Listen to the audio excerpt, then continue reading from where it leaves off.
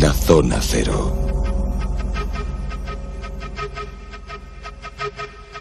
Y en los monográficos vamos a seguir demostrando después de estas últimas semanas en donde hemos aclarado muchos temas sobre conceptos e ideas que están muy extendidos, pero sobre los cuales aquí nuestros hombres y nuestros expertos saben más que nadie. Y vamos a seguir demostrando hoy en estos monográficos que lo que aquí se cuenta es referencia. Y va a ser referencia a partir de ahora el personaje del que vamos a hablar. Muchos oyentes lo van a descubrir por primera vez y a partir de mañana ya veréis como hay no pocas personas que comienzan a buscar información sobre Jasper Moncklein. No, Max Lane. Max Lane. Bueno, Jasper pues, Max Lane. El mago de la guerra, en resumen. Carlos Jesús Callejo Canales, buenas. Hola, buenas. Un genio total. Sí, la verdad que sí. Vamos a hablar de un tipo genial.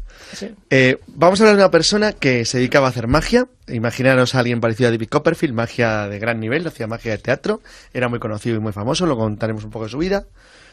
Pero un día, al empezar la Guerra Mundial, él dijo una cosa. Dijo: si puedo engañar a unos espectadores a pocos metros, puedo perfectamente engañar a los alemanes a cientos de millas. Y lo hizo. Entre otras cosas porque si tú engañas a alguien desde muy cerquita, es solamente echarle ingenio para hacerlo mayor. Claro, el problema es cómo haces que un engaño que te funciona en 2 metros funcione en 400 kilómetros. Pues ese es el asunto. Es decir, cómo ocultar a la vista del enemigo pues ciudades enteras, puertos, campos de batallas, campos de minas, todo. Entonces, bueno, pues esto lo hizo este tipo con una de las unidades más geniales de la historia de la guerra humana, la banda mágica. Pero es que además, supuestamente, Jasper no le querían al principio en el ejército, Es no que se sabían qué pasaba, hacer con él. es que era una cosa, y ahora lo porque contaremos. no veían la utilidad. Claro, Sí. él ya era descendiente de grandes magos, de hecho su abuelo pues fue muy conocido, ¿no?, por esta disciplina, John Neville Moncklein. Y entonces él ya se dedicaba en los años 40 pues a hacer trucos de ilusionismo, entre ellos pues el truco de las cuchillas de afeitar y otras cosas, pues que se ganaba sus libras pues de forma espectacular. Empieza la guerra y él se siente como impelido a participar de una forma activa, porque sabe que lo que él ha aprendido a lo largo de esos últimos años haciendo trucos de magia, ilusionismo, prestidigitación, cree que le puede servir ni más ni menos que para combatir a los alemanes. Así que, ni corto ni perezoso, se presenta, se quiere alistar, le preguntan, bueno, ¿y usted qué sabe hacer? Yo sé hacer magia. Dice, bueno, pues empezamos mal, porque aquí lo que necesitamos es alguien que sepa disparar. Dice, Es un poco de gil al comienzo, sí. Claro, y le dice, creo que puedo hacer mucho servicio, incluso mucho más que alguien que sepa disparar. Dice, yo puedo ocultar cosas. Y entonces le dice el oficial, dice, bueno, ¿puede usted ocultar, por ejemplo, estas ametralladoras? Entonces le hace un pequeño truco y efectivamente oculta las ametralladoras. Y él dice, hombre, pues a ver si este hombre... Esto está bien, ¿no? Parece que esto promete. Y efectivamente, en la primavera de 1941, una vez alistado, llega al Cairo, que es el primer destino que le dan. Y a partir de ahí, en el Cairo es cuando pone en práctica sus habilidades, cuando él empieza a tener responsabilidades, crea su banda mágica, como decía Carlos, y bueno, pues busca una serie de personas, le dan hasta... Ahora veréis qué cosa más curiosa hasta lo que 400 recluta. personas que puedan colaborar con él, entre dibujantes, maestros vidrieros, ceramistas, carpinteros. O sea, necesita todo este tipo de cosas. ¿Para qué? Para algo que vamos a contar ahora, porque luego él tiene una participación activa, importantísima. De hecho, siempre ha estado ocultado un poco dentro de la estrategia y del secretismo británico, porque se va a conocer dentro de unos cuantos años. Bueno, todavía no queda hasta el 2046 sigue siendo secreto del Reino Unido lo que hizo Jasper Moncklein en el puerto de Alejandría. O sea, que no son informes que estén Sí, desclasificados se sabe. todavía. No. Los informes todos no. siguen clasificados como secretos por el gobierno británico, porque parte de lo que hizo tanto en el Alamein como en el puerto de Alejandría se supone que es todavía vital para la seguridad nacional del Reino Unido. La verdad es que es una cosa curiosísima. Fijaros que Moncklein, con sus 400 ayudantes, cuando se presenta en el desierto en el norte de África, una situación crítica para el ejército británico, lo están pasando muy mal frente a Rommel y a los italianos, y el caso es que no saben muy bien qué hacer con él, a pesar de que la unidad a la que él pertenecía, que era algo así como la unidad de camuflaje del Claro, británico, no podía ser otra. tenía una cierta experiencia y había logrado grandes éxitos en la guerra anterior, en la Primera Guerra Mundial, y los ingleses, una gente bastante imaginativa en estos temas, sabían perfectamente que no era ninguna bobada lo que se estaba hablando.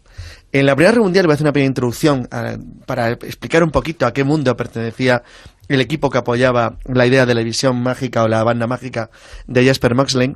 Y es que en 1916 un diseñador y pintor y un gran artista británico que se llamaba Norman Wilkinson, que había trabajado, es decir, que era un especialista en arte cubista, se le ocurrió una idea para evitar que los convoyes, que los barcos mercantes que iban que navegaban por el Atlántico fueran machacados por los submarinos alemanes. Esa idea fue lo que fue conocido en la historia como Dazzle Camo, o camuflaje Dazzle, que es como le llamaban los británicos, o Race Dazzle, que es como le llamaban los norteamericanos, que consistía en disfrazar o en eliminar los perfiles de los dibujos de las siluetas de los barcos con otra cosa, de manera que dibujaban, por ejemplo, imaginaos un barco helado, se le dibujaban determinadas formas, de manera que si un periscopio de un submarino lo enfocaba de lado, diera la sensación de que venía de proa. Entonces, se trataba de ocultar la imagen mediante sistemas de juegos con la luz, con los colores y con las formas.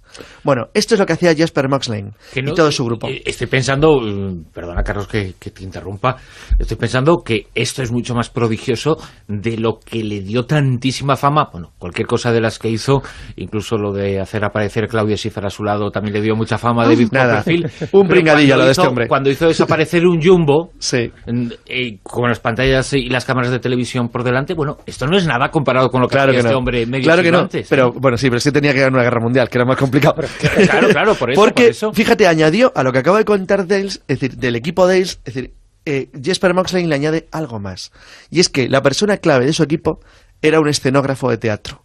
Un escenógrafo de teatro que tenía la misión de ayudarle en sus trucos, pero en vez de en un teatro, en los 400 kilómetros de frente del norte de África. Entonces tenía que jugar con un espacio inmenso en el cual tenía que tener dos objetivos. Uno, mantener el vital paso al canal de Suez e impedir la destrucción del principal puerto del norte de África, que era Alejandría, que por cierto había sido atacado por comandos italianos que habían hundido 2 acorazados y que era vital que no fuera dañado por los presumibles ataques aéreos. Así que a mediados del año 41 alguien llega a la conclusión de que ese tipo que pasea por el Cairo dando vueltas con un equipo de zumbadillos que se dedican a ocultar cosas podían ser bastante útiles y le dan una misión: proteger de los bombarderos alemanes e italianos el puerto y la ciudad de Alejandría, y eso se pone. Una pregunta, y estadísticamente no sé si eso se ha desclasificado, ¿se sabe que antes de la llegada de Jasper a ese operativo había muchas más bajas o qué tipo de bajas había, y una vez que él se incorporó empezaron a ganar la guerra? Vamos a ver, Alejandría fue bombardeado por primera vez a los 2-3 días de declarar Italia la guerra al Reino Unido. O sea, lo bombardearon nada más empezar la guerra. Fue un bombardeo pequeñito, pero ocasionalmente los alemanes y italianos lo atacaban. Tenían dos ventajas para ellos, que se habían apoderado de Creta, que está enfrente, y además el frente se iba acercando, porque una vez que los alemanes invaden Egipto, pues la verdad es que la posición se va complicando muchísimo. Y tanto como Alejandría, que era principalmente una base naval, los ingleses querían proteger sobre todo el canal de Suez, que era la vía de comunicación con la India. Eran los dos lugares que tenía que proteger. Y por supuesto que se notó la diferencia. Ahora veréis lo que hizo. La primera misión que le encargan es esa, precisamente defender el puerto de Alejandría. Dice, bueno, ¿qué puedo hacer? Fíjate que David Copperfield, además viene muy bien ese ejemplo que has puesto, Bruno, porque cuando él oculta la Estatua de la Libertad, utiliza un sistema muy parecido que años antes había utilizado Jasper Moxley. ¿Qué utiliza? Pues evidentemente tiene que proteger el puerto de Alejandría. ¿Cómo? Que no le bombardeen. ¿Qué tiene que hacer para que no le bombardeen? Estrategia, no en este caso militar, sino como ilusionista. El 18 de junio de 1941 empieza a estudiar el puerto y empieza a determinar qué técnica sería la mejor para ocultar cientos de buques, edificios, en fin, los canales marinos, a toda la gente que está allí, a ver qué hace. Y se le ocurre una idea genial. Perfecto, pues vamos a construir un puerto que se parezca al de Alejandría. Sí, tan fácil. Separado a pocos kilómetros, sí, dentro de la bahía de Mariut. Pues ve que se dan unas condiciones muy adecuadas, incluso la orografía es muy parecida, vista desde el aire. Recordemos que lo van a bombardear desde el aire, entonces lo que tiene que aparentar es el puerto de Alejandría, pero visto desde arriba. Así que se pone manos a la obra. Él tendría unos 38 años en aquella época, o sea, ya era una persona talludita, y con esas 400 personas colaboradores de la banda mágica se pone a reconstruir a otro tipo de tamaño ni más ni menos que el puerto de Alejandría. Él lo que hacía era un juego de luces y sombras, jugaba con la luz de las sombras y los volúmenes para intentar despistarlo a escala gigantesca a una unidad de bombarderos. Y hace lo que Jesús decía, si se puso a trabajar como el tramoyista de un teatro, con un montón de gente a construir una Alejandría falsa. Una réplica. Y es que además coloca hasta bombas para que explosionen en el momento adecuado. De tal manera que, fijaros un poco la estrategia, que fue genial. O sea, una vez que ya está hecha la réplica completa de las luces del puerto de Alejandría, todo parecido, ¿no? Visto desde arriba, ese era el puerto de Alejandría y, sin embargo, estábamos en la bahía de Mariut. Bueno, pues la magia de Maersk Line consiste en que por la noche, justo cuando se va a producir el bombardeo, lo que hace es que apagan todas las luces del puerto de Alejandría y en ese mismo momento encienden las de la bahía de Mariut, que es el falso puerto. Así que los aviones, cuando llegan, justo los aliados lo que hacen es detonar las bombas por control remoto de ese falso puerto, de tal manera que los puerto. Alemanes piensan que están bombardeando. Claro, y entonces, como ven que hay luces y que empiezan a explosionar cosas, pues se ceban contra ese puerto. Bumba, bumba, bumba. Y mientras, el puerto de Alejandría estaba unos cuantos... Lo dejaron hecho una porquería porque lo destruyeron durante 2 noches de ataques seguidos, al final de las cuales no quedaba nada de la falsa Alejandría, del falso puerto, pero seguía intacto el auténtico. Bueno, por supuesto, la estrenó al comandante y dijeron, bueno, este chico promete. Entonces, les encargaron una cosa un poco más grande. Es decir, si había sido capaz de hacer eso, ¿cómo se puede ocultar los 170 kilómetros de longitud del canal de Suez? Eso sí que es difícil, porque el canal de Suez tiene un pequeño problema, es que es un canal. Claro. Por lo tanto, los aviones tienen una referencia muchísimo más clara, dado que tienen 2 cotas y los 2 lados, y por lo tanto hay un centro... Es más difícil de ocultar, sí. Exacto. 170 kilómetros de canal es complicado. Y el sistema que se utilizaba era, para localizar los aviones, era, como es bien conocido, reflectores o globos cautivos que impedían el movimiento y reflectores que los buscaban en el aire con haces luminosos. Pues aquí, lo que se le ocurrió a Maersk Line era justo una idea que se basaba en justo lo contrario que en Alejandría. En Alejandría lo que decidió era mover el puerto para evitar que localizaran el auténtico. O sea, hizo un truco de escapismo. Aquí lo que se le ocurrió es engañar a los aviones haciendo que no pudieran ver aquello que era imposible ocultar. Es decir, aunque no puedo evitar ocultar el canal de Suez, que tiene 170 kilómetros y que es una referencia clarísima, pues lo que hay que hacer es que no lo vean. Entonces, ¿cómo puedes hacer que un grupo de bombarderos no lo vean? Es decir, pues cegándolos por aquello que necesitan como referencia, la luz. Entonces decidió jugar con gigantescos reflectores a través de algo que él creó, que lo llamó el océano de luz, el pulverizador giratorio. Que era... Vamos, deslumbrar a los pilotos, ni más ni menos. Eso es. Entonces, se le ocurrió una idea que ya había hecho su abuelo en 1895 en un teatro de Londres, que era lo que él llamaba la magia negra o magia con cámara negra. Él lo que utilizaba era que en medio de una zona de oscuridad pulverizaba, lo llamaba así, pulverizaba luz mediante un sistema de destellos que, aunque utilizaba una fuente de energía bastante pequeña, generaba un efecto luminoso tan exagerado que tendía a confundir a las personas de manera que no podían ver lo que tenían delante. Bueno, pues lo primero que hizo es probarlo. Entonces colocó los reflectores para utilizar una especie de versión gigantesca del truco que había utilizado en un teatro de Londres su abuelo. Es decir, para lanzar destellos luminosos al cielo que impidieran a los aviones ver el objetivo que buscaban, que era el gigantesco espacio del canal de Suez. Entonces se montó un avión y decidió probarlo con él mismo. Y casi no lo cuenta. Casi no lo cuenta porque funcionó también. Su piloto quedó deslumbrado. Le cegó total. Y vamos, a 300 metros del suelo tuvo que hacer un viraje para no pegarse un tortazo.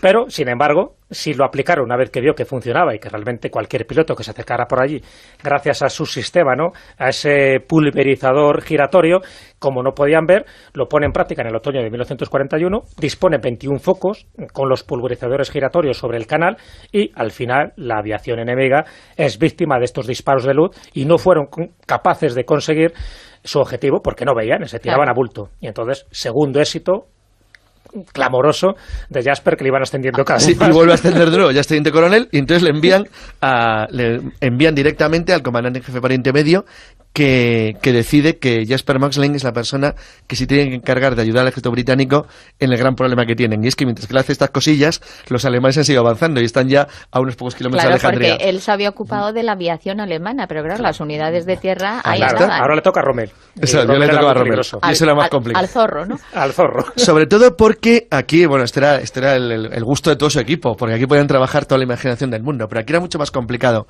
Porque lo que se trataba era de que los alemanes no vieran lo que había en la tierra, pero esta vez en movimiento.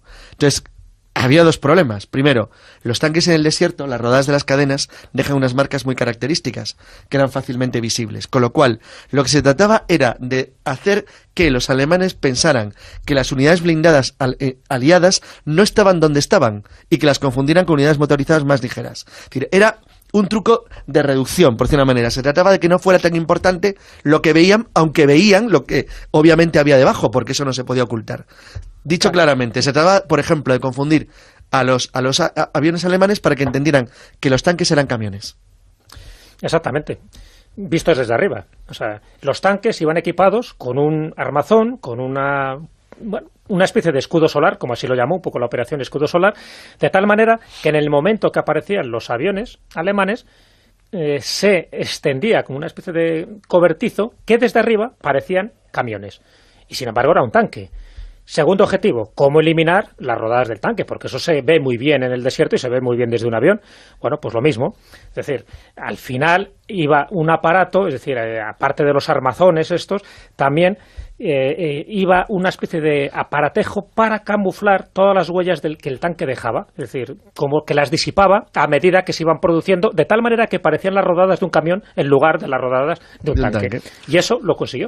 ¿Pero alguna vez los enemigos se dieron cuenta de que estaban cometiendo esos errores por las cosas que hacían? Fíjate a qué extremo llega, que acabamos de decir que seguirá secreto hasta el 2046. O sea, imagínate lo que llegó a hacer. Se sabe perfectamente que después de la batalla de Al-Anjalfa, cuando los alemanes intentan dar la vuelta por el sur bueno, vamos a ver, para los que no conozcan mucho esto, el Alamein está entre el mar, entre el océano Mediterráneo y una depresión, que es la depresión de Katara, que es una zona de arenas movedizas en la cual no te puedes mover con vehículos blindados, con lo cual los ingleses por una manera embotellaron esa pequeña zona y la extendieron gigantescos campos de minas y alambradas, que es lo que fue un frente más o menos estable durante unos cuantos meses. Bueno, pues los alemanes intentaron rodearlo por el sur, a través de una antes de llegar a la depresión de Katara, a través de una pequeña cordillera que se llama Al-Anjalfa, y habían intentado envolverles. Cuando los ingleses contraatacaron, el objetivo era que los alemanes pensaran que el núcleo de lo que era la fuerza pesada estaba en el sur, cuando en realidad la estaban concentrando en el norte.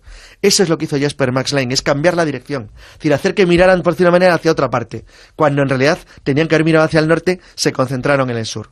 Bueno, el éxito fue tan asombroso. Bueno, por cierto, él ya había tenido, se ha dedicado a jugar durante el avance alemán desde Marsa-Matruca hasta el Alamein. Él había enviado a su gente para que hiciera pequeños truquitos para molestar el avance alemán de alguna manera. Por ejemplo, su mayor éxito es que se dedicaban a esconder minas antitanque en las boñigas de vaca de camello, o de caga de camello, vamos, y de vaca, sí, cosas de este estilo, es decir, unas cosas rarísimas en las dunas móviles, hacía todo tipo de juegos y de cosas extrañas para intentar retardarlos lo máximo posible.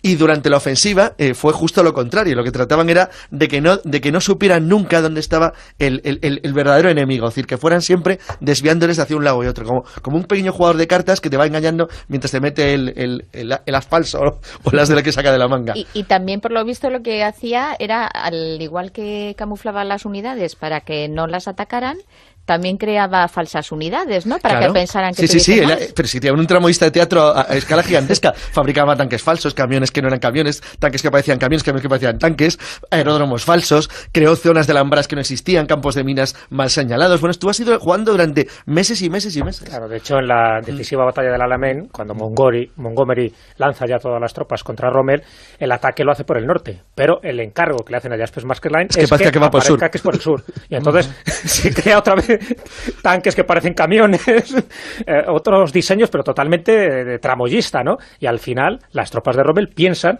que están atacando por el sur y eso es lo que hace que Montgomery logre una victoria muy, muy fácil contra los alemanes. ¿Podría decirse que sin la participación de Jasper la guerra mundial hubiera podido acabar de otra forma? Yo creo que no, pero lo que sí que es cierto es que desde luego los ingleses lo hubieran pasado bastante peor y hubiera muerto mucha más gente en Alamein. Sí que es verdad que se le atribuye como su mayor éxito a Alejandría, porque en el momento que él protege el puerto de Alejandría, los ingleses en el Mediterráneo lo estaban pasando muy, muy, muy mal. Suez hubiera sido difícil que los alemanes lo hubieran conseguido cerrar, aunque no hubiera intervenido Jasper Max Klein.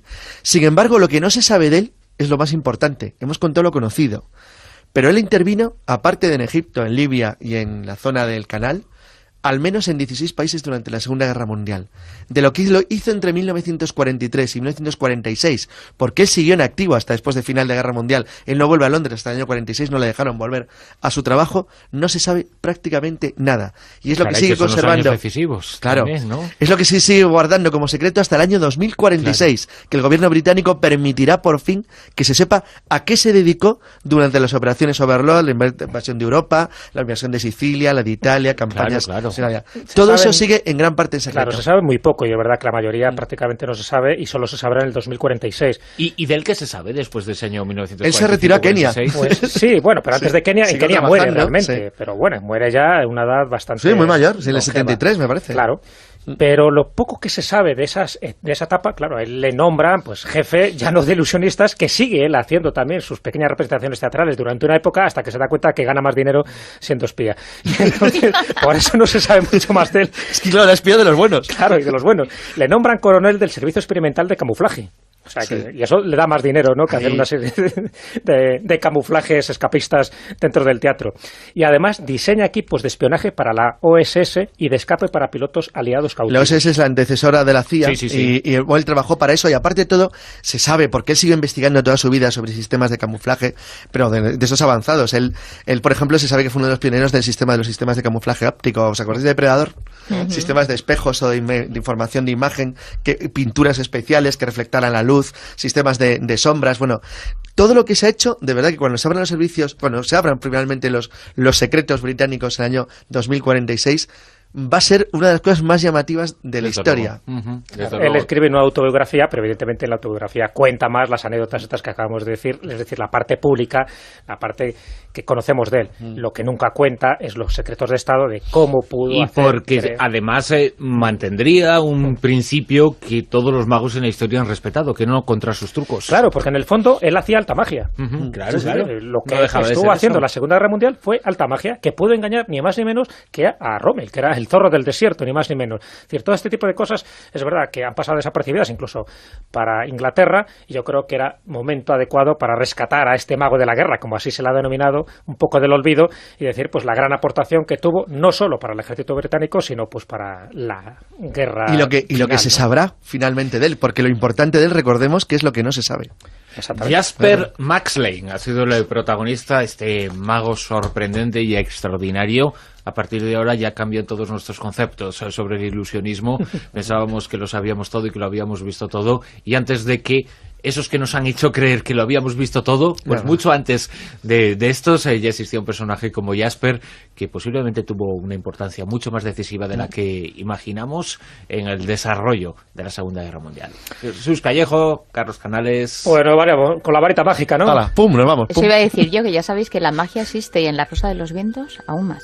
Eso es. Tachán. Que el teatro era muy conocido y muy famoso, lo contaremos un poco de su vida, pero un día, al empezar la Guerra Mundial, él dijo una cosa, dijo: si puedo engañar a unos espectadores a pocos metros, puedo perfectamente engañar a los alemanes a cientos de millas, y lo hizo. Entre otras cosas porque si tú engañas a alguien desde muy cerquita, es solamente echarle ingenio para hacerlo mayor. Claro, el problema es cómo haces que un engaño que te funciona en 2 metros funcione en 400 kilómetros. Pues ese es el asunto. Es decir, cómo ocultar a la vista del enemigo pues ciudades enteras, puertos, campos de batallas, campos de minas, todo. Entonces, bueno, pues esto lo hizo este tipo con una de las unidades más geniales de la historia de la guerra humana, la banda mágica. Pero es que además, supuestamente, Jasper no le querían al principio en el ejército, es no que sabían se pasaba, qué hacer con él. es que era una cosa, y ahora lo porque contaremos. no veían la utilidad. Claro, Sí. él ya era un poco descendiente de grandes magos. De hecho, su abuelo pues fue muy conocido, ¿no?, por esta disciplina, John Neville Maxlane. La Zona Cero.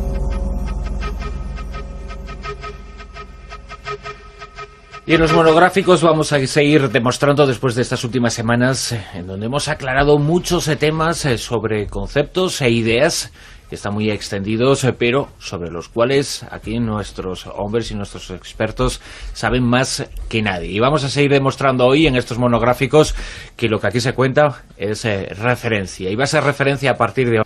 Y entonces él ya se dedicaba en los años 40 pues a hacer trucos de ilusionismo, entre ellos pues el truco de las cuchillas de afeitar y otras cosas, pues que se ganaba sus libras pues de forma espectacular. Empieza la guerra y él se siente como impelido a participar de una forma activa, porque sabe que lo que él ha aprendido a lo largo de sus últimos años haciendo trucos de magia, ilusionismo, prestidigitación, cree que le puede servir ni más ni menos que para combatir a los alemanes. Así que ahora el personaje del que vamos a hablar, muchos oyentes lo van a descubrir por primera vez, y a partir de mañana ya veréis como hay no pocas personas que comienzan a buscar información sobre Jasper Monclane. No, Max Lane. O Max Lane. Bueno, Jasper pues, Max Lane. El mago de la guerra, en resumen. Carlos Jesús Callejo Canales, buenas. Hola, ¿Qué buenas, tal? un genio total. Sí, la verdad que sí. Vamos a hablar de un tipo genial. Sí. Vamos a hablar de una persona que se dedicaba a hacer magia. Imaginaros a alguien parecido a David Copperfield, magia de gran nivel, hacía magia